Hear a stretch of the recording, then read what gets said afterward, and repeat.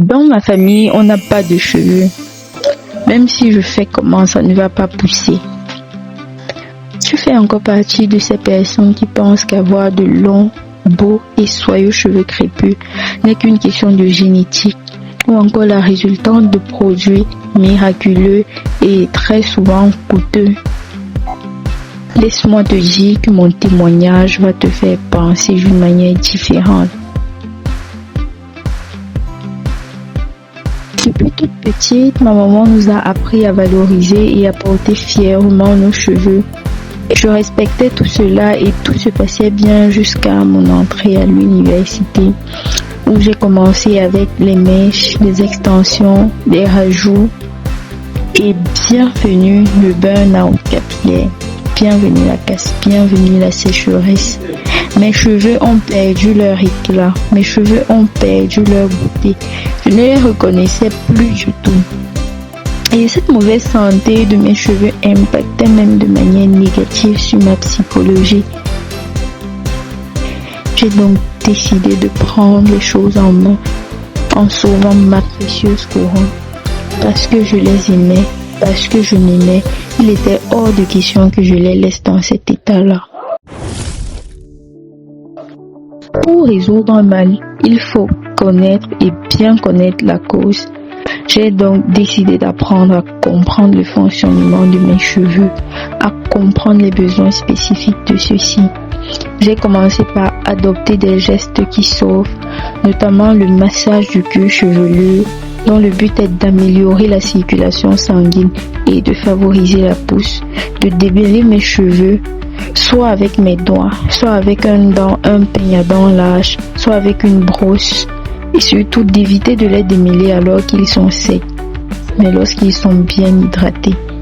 J'ai adopté une routine capillaire simple mais très efficace. Elle est constituée d'un masque, d'un shampoing, d'une hydratation, du scellage de cette hydratation et d'une protection avec une coiffure protectrice. Comme masque, j'utilisais le masque fait à base d'avocat, de jaune de miel simplement, ou encore des masques ayurvédiques faits à base de poudre indienne, notamment le amla, la poudre de moringa, la poudre de neem, la poudre d'hibiscus, la poudre de graines de fenugrec. Et comme shampoing, il est important d'utiliser un shampoing très doux, c'est-à-dire qui ne contient ni sulfate ni silicone. Ensuite, on passe à l'hydratation. J'hydratais mes cheveux avec un leave-in conditioner, un deep conditioner ou simplement une crème hydratante. Et je scellais cette hydratation avec une huile naturelle. Parce que je suis partie sur la base d'une routine capillaire à base de produits naturels et 100% bio. Donc comme huile scellante, j'utilisais l'huile de coco, l'huile d'olive ou encore le beurre de karité, le beurre de cacao. Et enfin, je protégeais mes cheveux avec une coiffure protectrice, notamment les mini twists, les mini braids, des nattes, les renversés et j'en passe. Une autre notion très importante et très essentielle que j'ai appris sur les cheveux, c'est la notion de porosité. La porosité est la capacité qu'a nos cheveux à absorber et à retenir l'hydratation qu'on les apporte. Par exemple, j'ai compris que j'avais des cheveux à faible porosité, c'est-à-dire qu'ils ont une difficulté à absorber l'hydratation qu'on les apporte. Mais une fois que cette hydratation est absorbée, ils le retiennent de manière efficace. Parce que la tige capillaire dans nos cheveux est constituée de 3 couches principales. Le cuticule, le cortex et la moelle. Le cuticule, c'est la couche ou l'enveloppe extérieure que nous pouvons tous voir là. Et elles sont souvent ouvertes ou refermées. Lorsqu'elles sont fermées, on parle de cheveux lisses.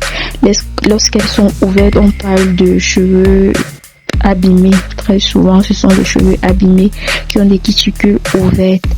Et vu que j'ai des cheveux poreux, mes cuticules sont extrêmement fermés.